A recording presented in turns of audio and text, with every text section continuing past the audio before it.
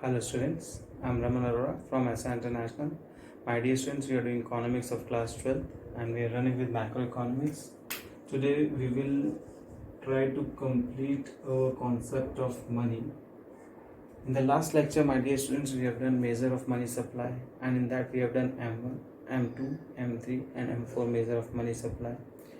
First of all, today we will discuss what was the real meaning of demand deposits. If you remember, we have done M1 is equal to C plus DD plus OD.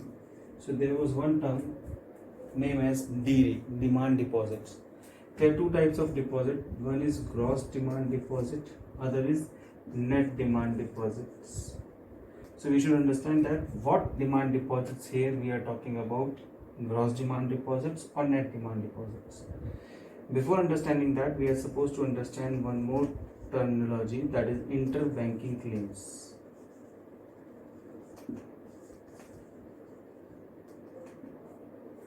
My dear students, as we have the account with the commercial banks, general public, same way the commercial bank have their accounts with the central bank. So if there is a claim of one bank to other, that is called as interbanking claim. For example, commercial bank A draws a check of 10,000 to commercial bank B, then this will come under the interbanking claim. And make it a point, interbanking claims are not a part of net demand deposits, but interbanking claims are a part of gross demand deposits. We have to distinguish it. Reason is that because in M1 measure of money supply, when we talk about demand deposits, that means net demand deposit, not the gross demand deposits. Again, the whole thing, we are talking about demand deposits here. So there could be two types of demand deposits, gross demand deposits or net demand deposits. So if we are talking about this, we are supposed to understand first of all what are interbanking claims, that is the claim of one bank to the other. For example, commercial bank A draw a check of 10,000 to the commercial bank B, that is called as net demand, that is called as interbanking claim. Now interbanking claim are not a part of net demand deposits, they are only a part of gross demand deposits.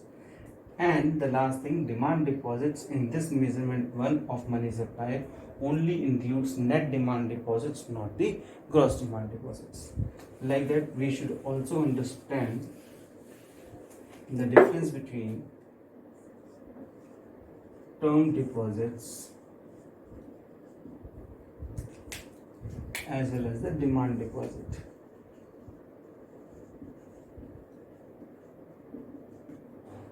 Fine, dear students, when we talk about the term deposit, they are for a specific period of time.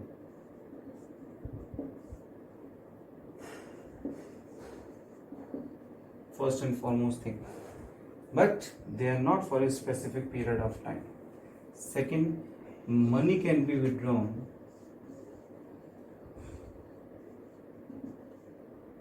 anytime. Money cannot be withdrawn anytime when needed. Here you can withdraw money anytime. They are the demand deposits. Last, they are not checkable deposits, where you can withdraw your money through checks, and these are the checkable deposits. Again, they are not for a specific period of time. Fine, they are money you can withdraw anytime. Last, they are the checkable deposits. They are for a specific period of time. Fine, means fixed, like you can take an example of fixed deposits. Here you can take the example of saving account or your loan account. Fine, money cannot be withdrawn anytime when needed because they are the fixed deposit, so they have a time limit. After that only you can withdraw, no matter if you need also, then also. Yes, there is some ways by which you can deduct some of the interest rate and then you can have it, but that is not in your syllabus. Just remember that they are for the specific period of time. You cannot withdraw your money anytime when needed, and they are not the checkable deposits. Now we are moving to the last topic. Who supplies money? If you remember, I told you at that time, they are the suppliers of money. Who are the suppliers of money? The first is the central bank. Central bank. Second is the commercial bank. And third is the government. First of all, we should talk about the central bank. This is the most important one. Central bank is the main source of supply of money in the country because they have the power of issuing of currency. But they do this work under the minimum reserve system in which they have to maintain 200 crore reserve in terms of gold and foreign securities. And my dear students, please remember, out of which 115 crore gold is mandatory. 115 crore rupees gold is to be mandatory to be kept in reserve. Okay, when we talk about the central bank, again, this is the main source of supply of money because they issue the currency. They work under the minimum reserve system in which they have to maintain 200 crore rupees, out of which gold and foreign securities should be there, in which 115 crore gold should be maintained. Commercial bank does not supply of money do in terms of issuing of currency, but they are also the supplier of money. Why? Because in the next chapter you will read this for 6 marks. They do it in way of credit creation or by way of demand deposits. And simply government, that is Ministry of Finance, that is 1 rupee coin or all the coins and 1 rupee note. 1 rupee note, 2 rupee note and all the coins are done by the Ministry of Finance, that is government. So these are the suppliers of money.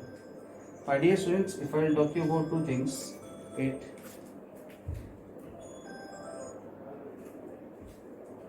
Two things we are supposed to discuss here. One is bank money and the other is high powered money.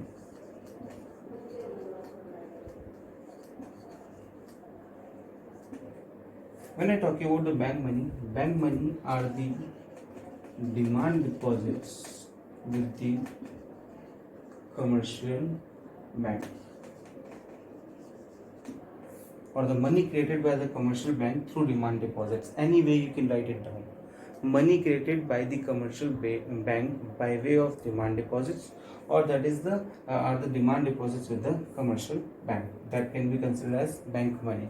You will understand this demand deposit term more in the next chapter when we will do the credit creation. But my dear students, there are three things which come under the high powered money. When we talk about the high powered money, the first thing is this only, that is the currency held by the people.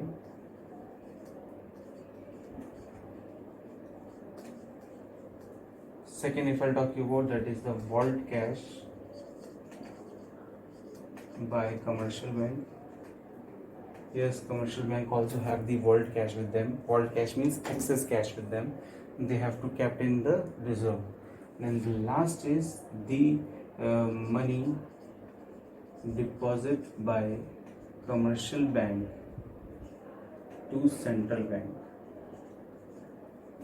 These all things comes under the high powered money, and make it a point, this high powered money is not the part of M1 measurement of money supply.